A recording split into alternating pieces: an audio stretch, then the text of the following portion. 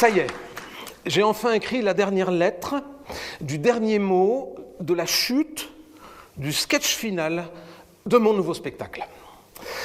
Alors on a appelé le photographe pour qu'il me tire le portrait. Et une fois qu'il a eu fait sa belle photo de ma vieille tronche, il l'a envoyé à un graphiste qui a composé une très belle affiche. Et quand il a eu terminé son travail, il l'a envoyé à l'imprimeur.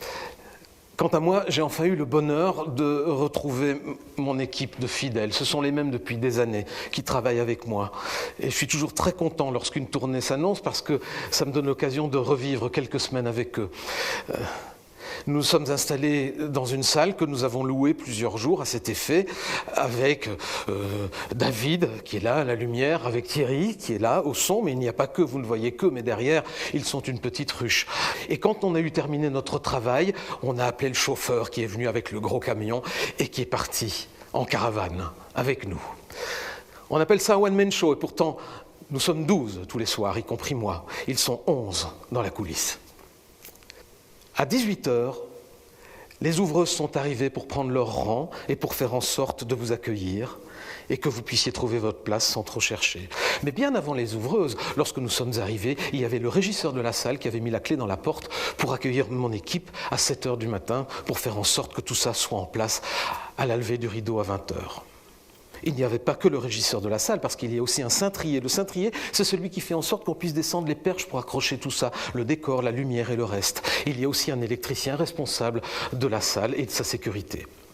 À midi, toute cette petite équipe est allée manger, peut-être dans le même petit restaurant, la même brasserie que celle que vous avez visitée tout à l'heure avant le spectacle, parce que vous êtes arrivés un peu en avance pour être certain de trouver votre place, et qui ouvrira ses cuisines beaucoup plus tard que d'habitude pour que moi aussi je puisse manger.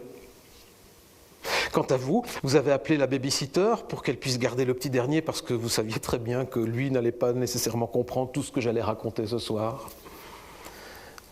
Vous avez garé votre voiture dans le parking, vous l'avez confiée au gardien qui veille sur elle et qui vous la rendra tout à l'heure. Et à la fin de ce spectacle, quand tout sera terminé, nous irons à l'hôtel parce que nous avons encore beaucoup de route demain. Merci d'être venu ce soir. J'aurais aimé dire merci d'être venu ce soir. Mais vous n'êtes pas venu ce soir. Ce n'est pas de votre faute, c'est la faute à personne. Et parce que vous n'avez pas pu venir ce soir, il n'y avait pas David à la console, il n'y avait pas Thierry au son, il n'y avait pas les électriciens, il n'y avait pas les régisseurs. Nous n'avons pas répété ce spectacle pendant 10 jours dans une salle, il n'y avait pas d'habilleuse, il n'y avait pas de coiffeur, il n'y avait pas de maquilleuse. Il n'y avait pas d'ouvreuse pour vous accueillir. Le restaurant, qui de toute façon ne pouvait pas ouvrir, ne vous a pas accueilli ni avant ni après le spectacle. Elle n'aura pas gardé ses cuisines ouvertes beaucoup plus tard que d'habitude pour que nous puissions nous aussi manger. L'hôtelier ne nous verra pas ce soir, parce que ce soir nous sommes restés chez nous, comme vous êtes restés chez vous. Le gardien du parking a fermé sa grille depuis bien longtemps. Il n'aura pas eu à garder votre voiture comme il le fait chaque soir de spectacle. Le photographe n'aura pas dû tirer le portrait de ma vieille tronche, le graphiste n'a pas travaillé, l'imprimeur n'a pas fait tourner ses rotatives et les colleurs d'affiches ont gardé la colle dans leur seau. C'est comme ça, personne n'y peut rien. C'est la faute à personne.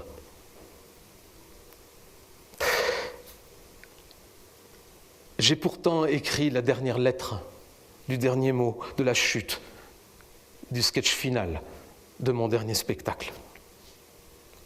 Comme d'autres, en même temps, ont écrit le dernier mot du dernier couplet de la chanson qu'ils venaient d'écrire, ou ont posé la dernière note sur la partition de la dernière musique qu'ils venaient de composer, pendant que des musiciens travaillaient avec sérieux et talent leur piano, leur violon, leur violoncelle, pendant que des comédiens étudiaient leurs textes et répétaient leur rôle pour que vous y croyiez lorsqu'ils montent sur scène. Des magiciens et des clowns ont continué à inventer des numéros pour vous faire rire, pendant que des voltigeurs ont monté des numéros de trapèze au péril de leur vie pour vous faire rêver. Mais ils sont restés chez eux, comme vous êtes restés chez vous. Je voulais vous raconter tout cela pour dire à ces dames et ces messieurs qui sont en charge et aux responsabilités que nos métiers existent et qu'ils font exister. Bien entendu, le travail de nos petits métiers est loin d'être aussi précieux, indispensable et impérieux que celui des soignants qui sont en première ligne depuis trop longtemps. C'est vrai que nos métiers sont futiles, mais ils n'en sont pas moins utiles, car de futile à utile, il n'y a jamais qu'une seule lettre, comme la dernière lettre du dernier mot de la chute du sketch final de mon nouveau spectacle.